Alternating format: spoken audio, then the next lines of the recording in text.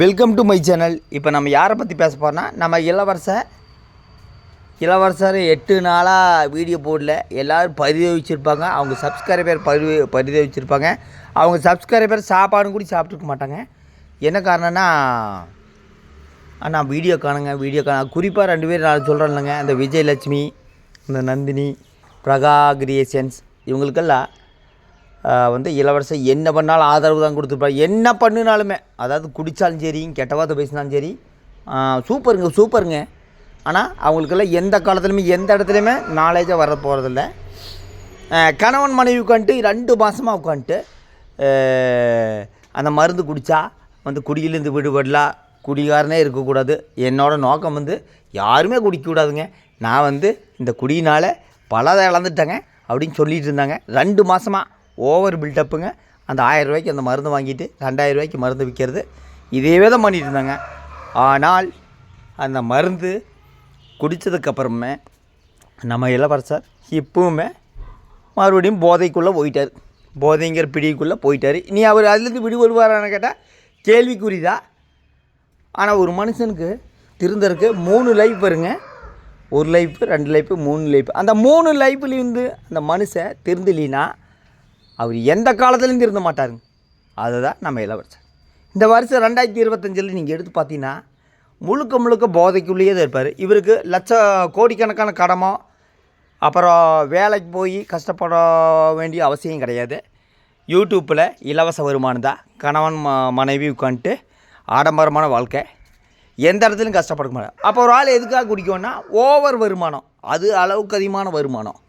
கேட்டால் எனக்கு சின்ன வயசுலேருந்து குடிப்பழக்கம் இருக்குது அப்படிங்கிறது. நம்ம இளவரசனுக்கு எந்த இடத்துலையுமே அவங்க அம்மாவோ, அவங்க குடும்பத்தாரோ, அவங்க அப்பாவோ அட்வைஸ் கொடுத்துருப்பாங்களான்னு கேட்டால் அதெல்லாம் எனக்கு தெரியலிங்க. ஆனால் அப்பப்போ அவங்க அம்மா வீடியோ போடுங்க. இப்போ அவங்க அம்மா என்ன சொல்ல போகிறாங்கன்னு எனக்கு தெரியல. அப்புறம் இனி இந்த மருந்து எப்படி இவரை நம்பி அவங்க சப்ஸ்கிரைபர் வாங்குவான்னு கேட்டால், இளவரசர் என்ன சொன்னாலும் வாங்கிக்குவாங்க. அவங்க சப்ஸ்கிரைபருக்கு எந்த காலத்துலையுமே எந்த இடத்துலையுமே நாலேஜ் கிடையாதுங்க. இந்த மருந்துனால சைடு எஃபெக்ட் வருமானு கேட்டால் கண்டிப்பாக வரும்.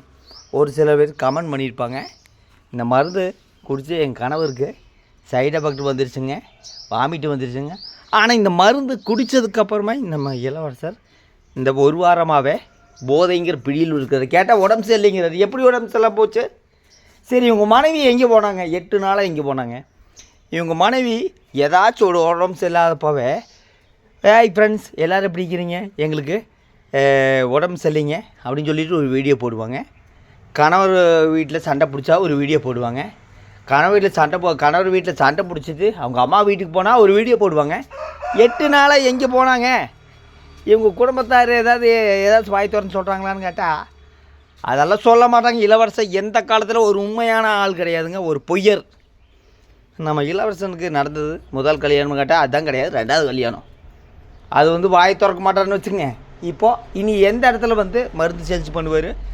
அந்த உடம்பு சரியில்லைங்க, அப்போது அந்த மருந்தை பற்றி தான் பேசிகிட்டு இருக்கிறாரு. முழு போதையிலேருந்து தெளிஞ்சு அந்த மருந்து சேல்ஸ் பண்ணிட்டு இருக்காரு. முதல்ல அந்த டாக்டரையுமே இவரையுமே முறையாக விசாரிக்கணும்னு நான் நினைக்கிறேன். யாரை கேட்டு இந்த மருந்து சப்ளை பண்ணுறதுக்கு அனுமதி கொடுத்தாங்க எனக்கு தெரியல. மொத்தத்தில் அந்த குழந்தையோட எதிர்காலம் கேள்விக்குறி தான் உண்மையிலுமே. ஒரு வீட்டில் ஒரு அப்பா குடிகாரராக இருந்தால் அந்த குழந்தையோட எதிர்காலம் கண்டிப்பாக கேள்விக்குறியாக தான் இருக்குமே. ஏன்னா முறையாக வளராதுங்க.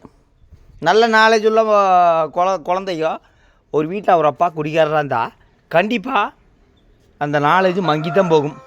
மைண்டு ரிப்ரெஸ் ஆகிடும். என்னடா நம்ம நல்லா படிக்கிறோம், நம்ம வீட்டில் அப்பா குடிகாரராக இருந்தால் அந்த குழந்தை அதை பற்றியே யோசிக்கும். இந்த குழந்தைக்கு இப்போ கூட எதுவுமே தெரியாது, நல்ல அறிவாற்றல் உள்ள ஒரு குழந்தை. ஆனால் இது எதுக்கு யூஸ் பண்ணுறாங்கன்னா வருமானத்துக்கு தான் யூஸ் பண்ணுறாங்க. அந்த குழந்தையவே நல்லதெல்லாம் சொல்லி கொடுக்குறதில்ல, பைத்தியம் கொழுப்படுத்த வர இப்போவே சொல்லுது அந்த குழந்தைக்கு நல்ல நாலேஜ், நல்ல விஷயத்தை சொல்லிக் கொடுக்கல. எந்த இடத்துலையுமே அவர் சொல்லிக் கொடுத்தாரு. ஏன்னா இளவரசருக்கு நாலேஜ் இல்லாத பர்சன், அப்புறம் எப்படி சொல்லிக் கொடுப்பாரு? இப்போ அந்த குழந்தையோட எதிர்காலம் கேள்விக்குறியாக தான் இருக்குங்க, கண்டிப்பாக கேள்விக்குறியாக தான் இருக்குங்க. என்ன ஒரு ஃபாதர் ட்ரிங்க்ஸ் யூஸ் பண்ணால் அந்த குழந்தையோட எதிர்காலம் கேள்விக்குறியாக தான் இருக்குது. ஆனால் அவங்க சப்ஸ்கிரைபர் 1 நம்பர் முட்டாள் எந்த இடத்துலையும் இளவரசனுக்கு அட்வைஸ் கொடுத்துருக்கவே மாட்டாங்க. குறிப்பாக நான் சொல்கிற ஆளுங்க தான் நந்தினி, இந்த பிரகா கிரியேஷன்ஸ், இந்த விஜயலட்சுமி, இந்த 3 பர்சன்களுக்கு தான் நான் சொல்லுவேன். ஏன்னா என்னோடய சேனலுக்கு கமெண்ட் பண்ணியிருப்பாங்க. ஆனால் இந்த 3% இளவரசர் என்ன சொன்னாலும் ஆதரவு கொடுப்பாங்க. இப்போ எங்கே போனாங்க அவங்க சப்ஸ்கிரைபர், எங்கே போனாங்க, என்ன சொல்ல போகிறாங்க? இவர் வந்து வீடியோ போடுவார். எனக்கு உடம்பு சரியில்லை ஃப்ரெண்ட்ஸ், அதனால் இந்த வீடியோ போடலை. எதனால் உடம்பு சரியில்லைன்னா, நான் இந்த மருந்து குடித்ததுக்கப்புறம் மறுபடியும் போதை போட்டேன். ஆனால் அது உங்களுக்கு எந்த இடத்துலையும் தெரியாது, எந்த காலத்துலையும் தெரியாது. நான் வேறு ஏதோ கதையை சொல்ல போகிறேன் அப்படின்னு தான் சொல்ல போகிறாரு. இவங்க குடும்பத்தாருக்கு நல்லா தெரியும். ஏன்னா இவர் எந்த இடத்துல மூட்டை தூக்கியோ அதெல்லாம் சம்பாதிக்கல, இலவச வருமானம் தான். அந்த வருமானத்துக்கு கொண்டு எங்கே இன்வெஸ்ட் பண்ணுறாருன்னா மது என்கிற இதில். நீங்கள் பார்த்துருப்பீங்க, சபரிமலைக்கு மாலை போயிட்டு வந்து அடுத்த நாள் ஒரு ஆள் எப்படியெல்லாம் இருக்கக்கூடாதோ அதுதான் இளவரசன் இருக்கிறாரு. கணக்கம்பட்டி போயிட்டு வந்தார். போயிட்டு வந்ததுக்காக எப்படி இருந்தார் உங்களுக்கே தெரியும். அதுதான் நம்ம இளவரசன். அவங்க மனைவி பற்றி சொல்லணுன்னா அவங்க கணவரோட வருமானம் மட்டும்தான் அவங்களுக்கு குறி. கணவர் எப்படி போனால் என்ன, ஏற்று போனால் என்ன. ஏன் ஒரு வீடியோ போட்டிருக்கலாமே, ஒரு 7 நாளாக இருக்குது, எல்லாத்துக்கும் ஒரு வீடியோ போட்டுக்கலாம். 7 நாள் வீடியோ போட்டுக்கலாமே.